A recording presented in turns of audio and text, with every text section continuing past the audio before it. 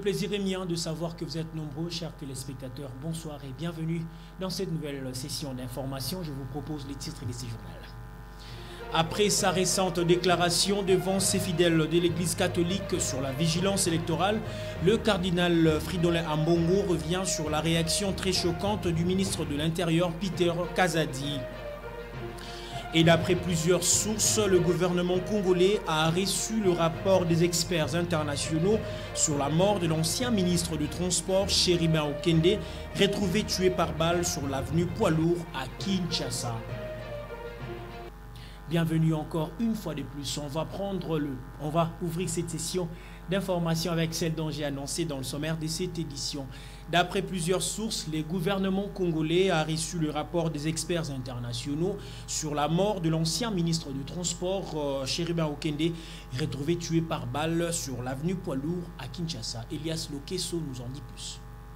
Le meurtre de l'ancien ministre de Transport, Chéribin Okende, les experts internationaux convoqués par le gouvernement ont rendu les rapports ce mercredi 29 novembre. D'après quelques sources concordantes, les experts belges et sud-africains ont remis au gouvernement congolais le résultat de leur travail. Il s'agit du rapport de l'autopsie, rapport toxicologique, rapport balistique et celui de l'itinéraire du véhicule. Le contenu de ce rapport sera dévoilé par le gouvernement congolais aux jours à venir. À noter que les documents de l'Agence nationale de renseignement sur le dossier Okende est toujours au centre de débat en RDC, où le journaliste Stani Boujakira est poursuivi et détenu à la prison centrale de Makala. Pour rappel, le 13 juin 2023, l'ancien ministre de Transport, Chéribin Okende, était retrouvé tué par balle sur l'avenue Poilour à Kinshasa.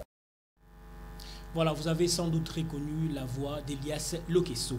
Les candidats numéro 3, Moïse Katumbi Chapwe, étaient arrivés hier, mardi, à Kindu au Maniema. Malheureusement, des incidents ont émaillé l'événement, entre autres morts d'hommes et des personnes blessées et des balles ont été tirées. Suivez ces reportages. Mardi 28 novembre 2023, le candidat numéro 3, le président Moïse Katumbi, prend la direction de la ville de Kindu dans le Maniema, fief de son allié Matata Ponyo Mapon et de Salomon Kalonda Della, son conseiller spécial. Chaleureux, Kindu a de tout le temps été envers le chairman et ce jour n'a pas fait exception. Nous sommes conscients que Katumbi, après quelques jours, sera le président de la République et il va conduire cette République. Tel un interminable tapis, une foule immense et compacte s'est déroulée à travers toute la ville.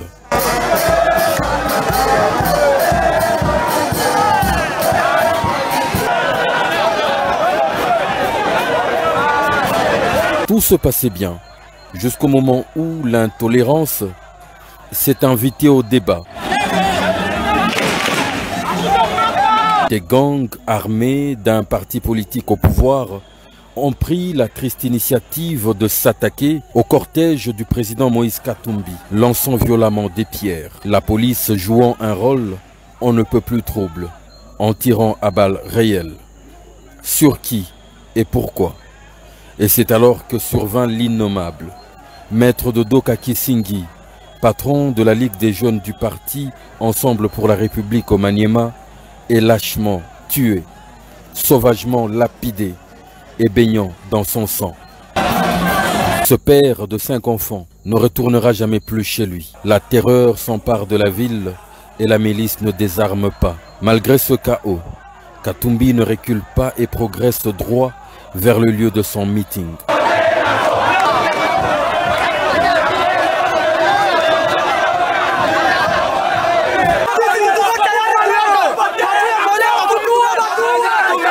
C'est pendant ce temps que l'on s'aperçoit de ceux qui arrivent à la tribune qui devraient l'abriter.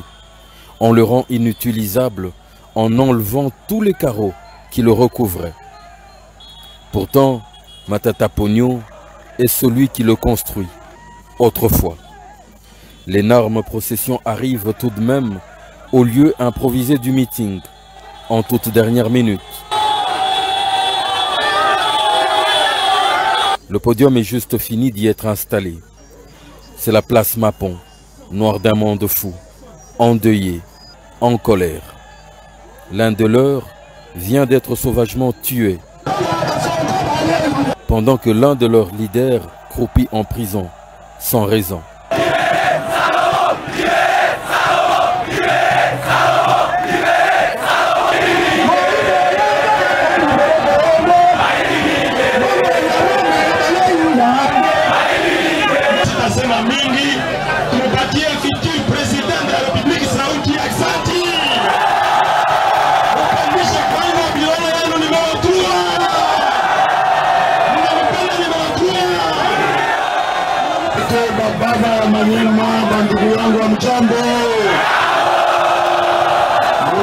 Mukie na bale baloshi beko na uwa jambo ya baloshi na uwa 4 fois kumanyema barua nyoka longo hapa kumanyema jambo barua bantu ya tora zetu eske muntu wa damu ya kumikono ni muntu leo siye tuko watoto wa mama Maria tuwake muntu jambo leo wanaua bengine tuko na kuya eske mlikuwa na mabunduki mweye siye mbarumie Mungu atawapiganisha tunasikilizana unalomba hii minute ya silence juu ya nyoka longo ya toa zetu na wale wanaua zetu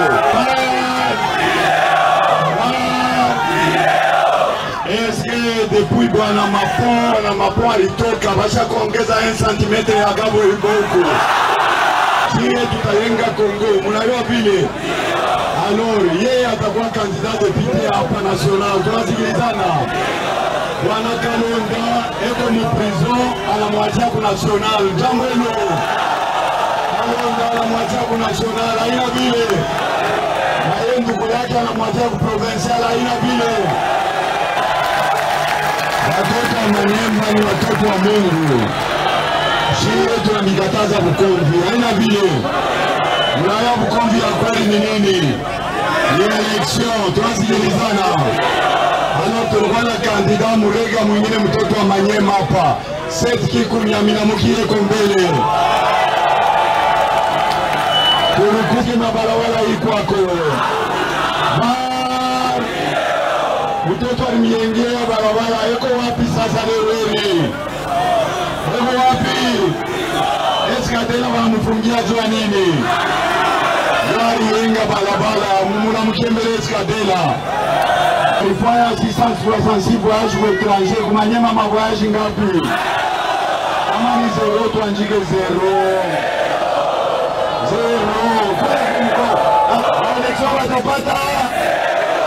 Un jour dont les souvenirs feront longtemps froid dans le dos.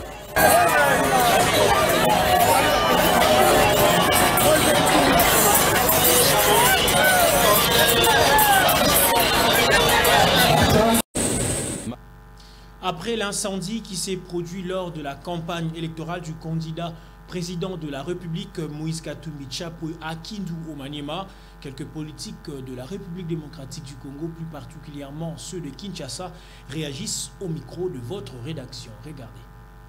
Nous avons appris avec beaucoup de regrets ce qui s'est passé, je crois, l'activité du président du Tout-Puissant Mazembe.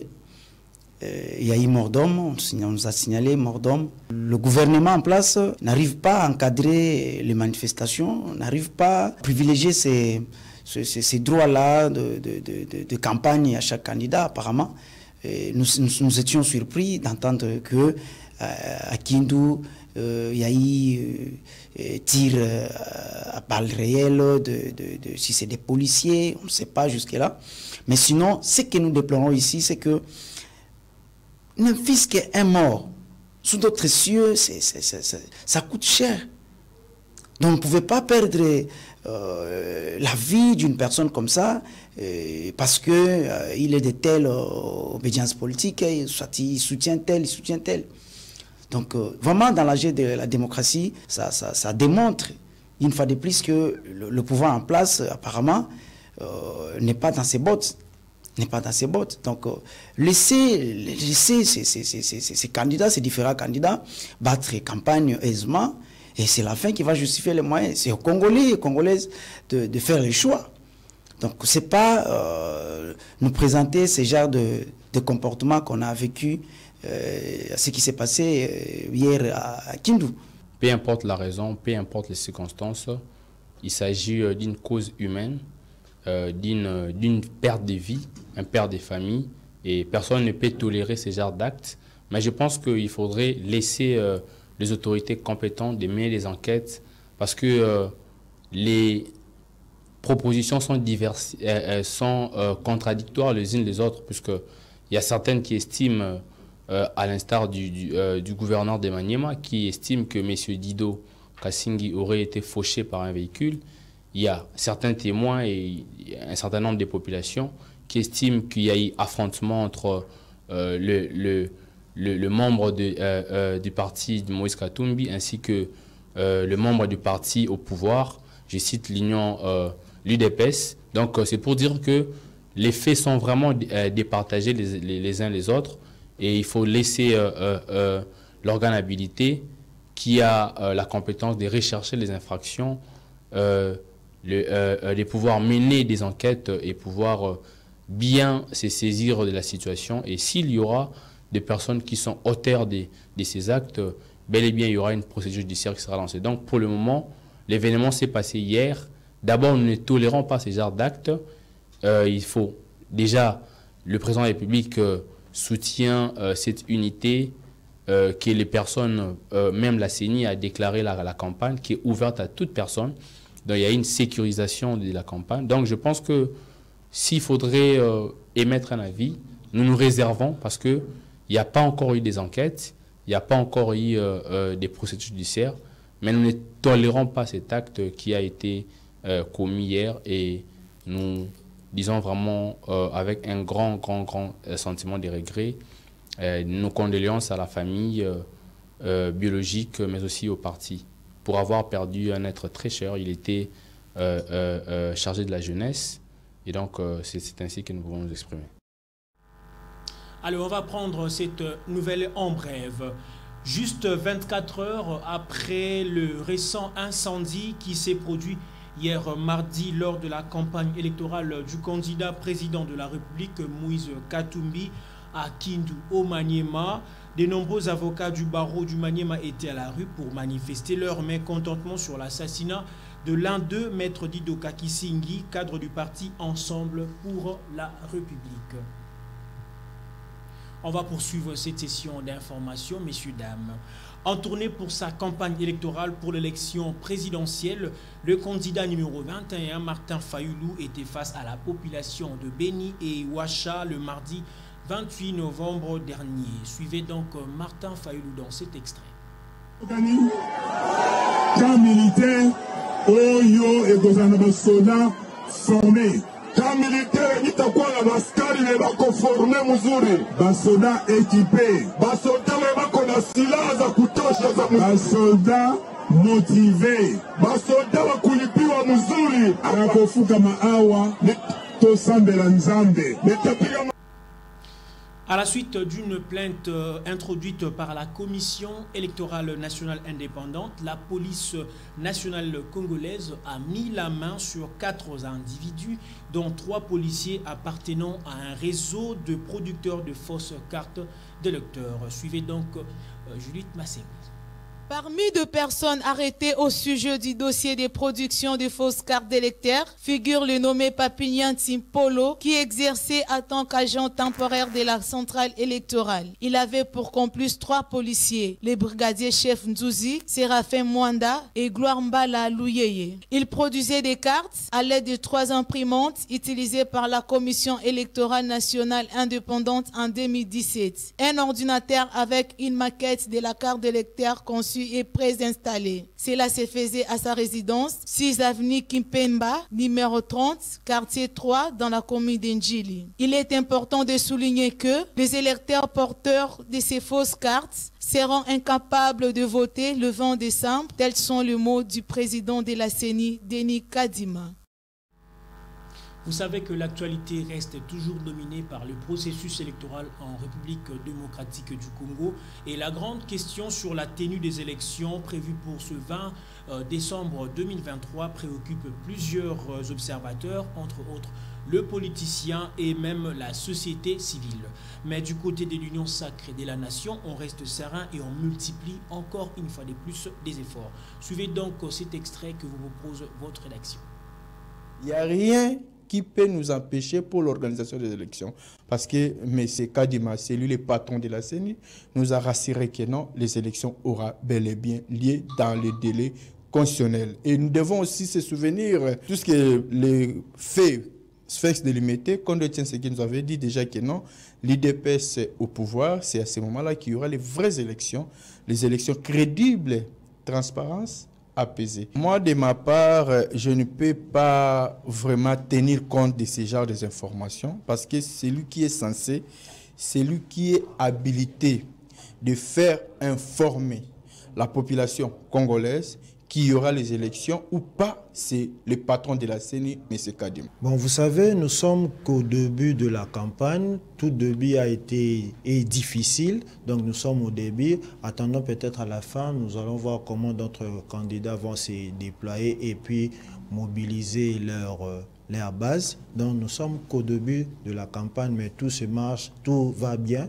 et que chaque candidat se déploie à mobiliser ses militants et militantes pour qu'ils puissent leur voter.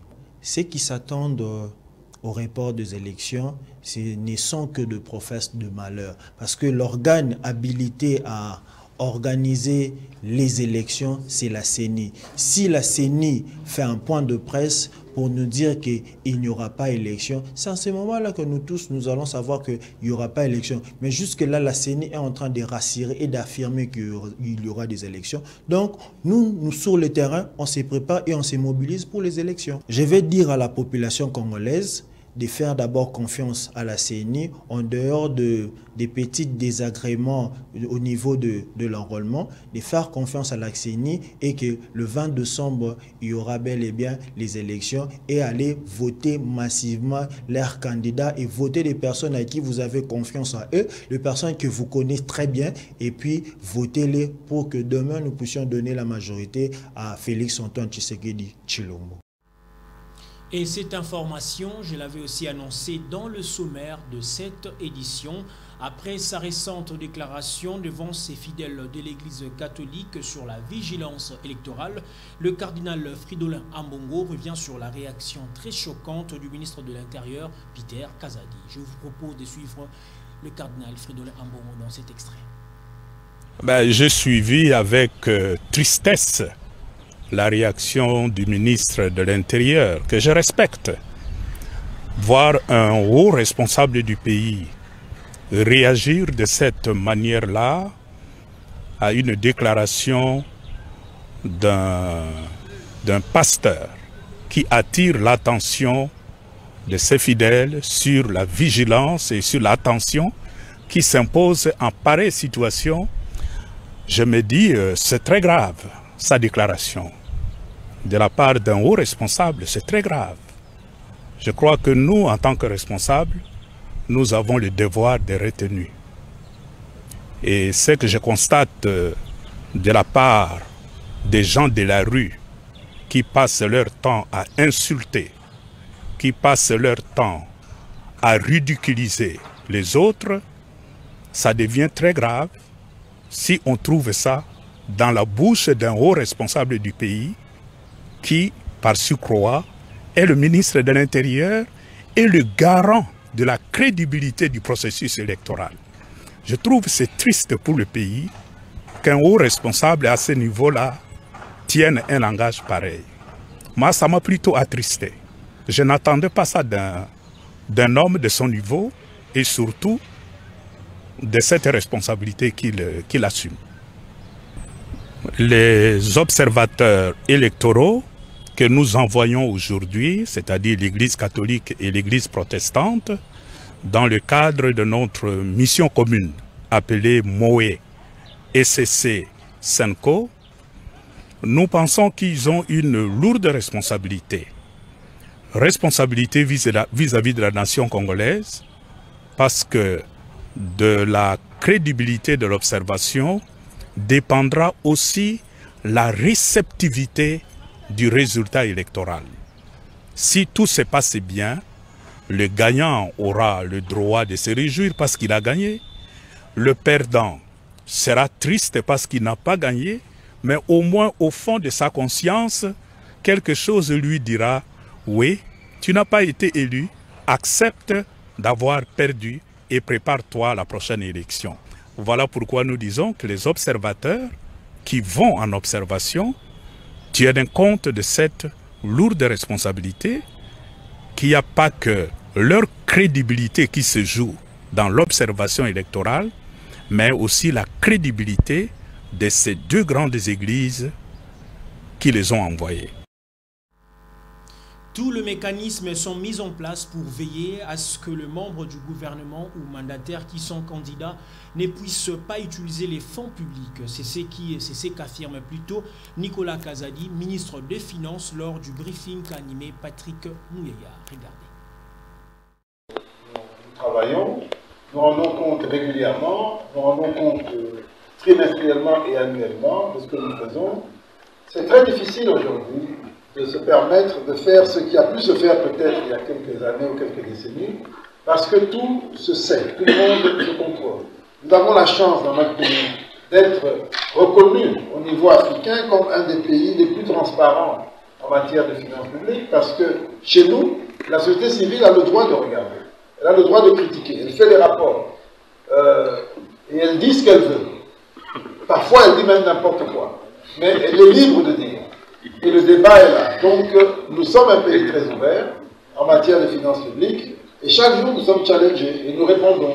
Nous avons la Cour des comptes, qui est une instance étatique, qui, elle aussi, nous challenge régulièrement. Lorsque nous faisons la reddition des comptes, nous devons nous expliquer auprès de la Cour des comptes, elle suscite des questions, nous allons aux assemblées, nous présentons tout.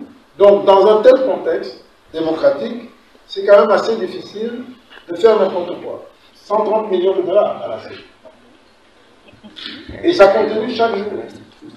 Parce que nous sommes à une phase intense où les équipes de la CENI sont à travers tout le territoire avec une consommation importante de trésorerie, parce qu'il y a des formations qui sont faites, parce qu'il y a la logistique qui est en train de se déployer. Et donc c'est la phase finale. Et nous sommes là au rendez-vous. S'il y en a qui espèrent que les finances fassent défaut pour qu'il y ait un retard, eh bien, ils n'auront que leurs yeux pour pleurer. En parlant du football, la République démocratique du Congo vient de déposer une plainte officielle à la CAF contre le Soudan, alléguant l'alignement d'un joueur non éligible lors du match optant pour la deuxième journée des éliminatoires de la Coupe du Monde 2026. Écoutez encore une fois de plus cet élément dont nous propose Elias Lokesso. Après la défaite des Léopards contre le Soudan le 19 novembre dernier pour la deuxième journée de la manche aller comptant pour les éliminatoires du Mondial 2026, la Fédération congolaise de football association saisit la Confédération africaine de football sur l'éligibilité du joueur Youssif Ali, monté à la 86e minute de jeu. D'après la FECOFA, l'attaquant soudanais s'est présenté avec le passeport finlandais. C'est vrai que nous avons été informés de la décision de la FIFA qui autorise à ce joueur de représenter son pays. Mais avons également constaté que le même joueur s'est présenté avec un passeport finlandais. C'est contraire au règlement qui stipule que tout joueur devait avoir une pièce attestant et prouvant la nationalité pour laquelle il s'engage. Ce qui n'était pas le cas, explique Innocent Kibundulu, secrétaire de la FECOFA sur les ondes de la Radio France Internationale. Rappelons que le match qui fait objet de poursuite s'était déroulé le 19 novembre au stade de Martyrs de Benghazi en Libye, où la RDC était battue par 1-0. Par ailleurs, si la CAF répond favorablement à la requête de la RDC, les Léopards deviendront premiers du groupe B avec 6 points en remplacement du Sénégal qui en est le premier. À présent, prenons le rappel des principaux titres. Après sa récente déclaration devant ses fidèles de l'Église catholique sur la vigilance électorale, le cardinal Fridolin Ambongo revient sur la réaction très choquante du ministre de l'Intérieur, Peter Kazadi. Et d'après plusieurs sources, le gouvernement congolais a reçu le rapport des experts internationaux sur la mort de l'ancien ministre du Transport, Chérubin Okende, retrouvé tué par balle sur l'avenue Poilour à Kinshasa. Voilà, c'est par ces rappels des principaux titres que nous allons complètement boucler cette session d'information. Madame, Messieurs, merci pour cette particulière attention. Bonne soirée chez vous. Au revoir.